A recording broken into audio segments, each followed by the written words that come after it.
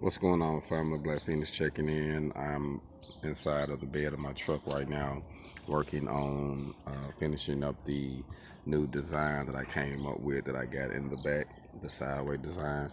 So I was working on it, getting all my measurements keyed and find out, and you can't be wasting time doing BS if you're actually building something.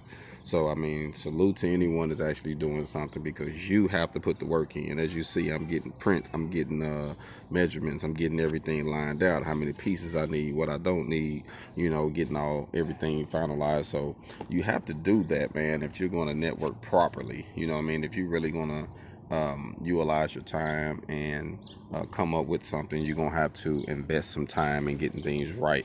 So that's what I'm doing right here, man. I'm actually sitting here getting everything lined out so that way I can do something bigger. But in order for me to do that, I got to start now.